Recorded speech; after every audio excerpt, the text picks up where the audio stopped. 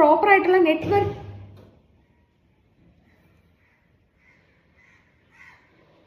Hello, ഇപ്പോഴത്തെ trend chat ജിപിടിയിൽ variety images create ചെയ്യുന്നതാണല്ലോ.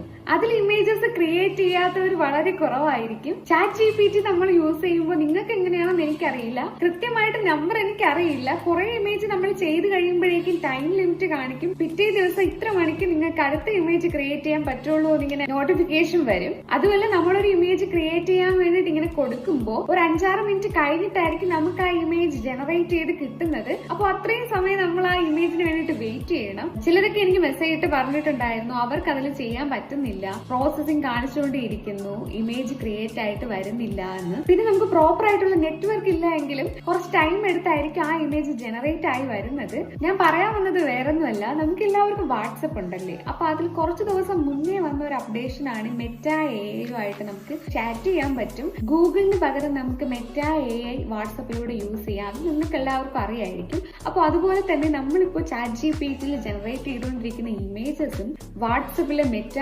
വഴി ക്രിയേറ്റ് ചെയ്യാൻ പറ്റും. അങ്ങനെ ക്രിയേറ്റ് ചെയ്ത കുറച്ച് ഇമേജസിന്റെ സ്ക്രീൻഷോട്ട് ഞാൻ ഇവിടെ കാണിക്കാം. ഞാനിപ്പോ ഇവിടെ കൂടുതലും ചെയ്തു നോക്കിയത് ഡ്രസ് കളറൊക്കെ ചേഞ്ച് ചെയ്യാൻ വേണ്ടിയിട്ടാണ്. ചെയ്തതിൽ വെച്ചിട്ട് കുറച്ച് പെർഫെക്ഷൻ ആയിട്ട് എനിക്ക് തോന്നിയത് നമ്മുടെ ഡ്രസ് കളർ ചേഞ്ച് ചെയ്യുന്നത് മാത്രമാണ്. നമ്മൾ ഫോട്ടോ ആഡ് ചെയ്ത് പ്രോംപ്റ്റ് ടൈപ്പ് ചെയ്ത് കൊടുത്താൽ ഉടനെ തന്നെ നമുക്ക് ആ ഇമേജ് ക്രിയേറ്റ് ചെയ്ത് കിട്ടും.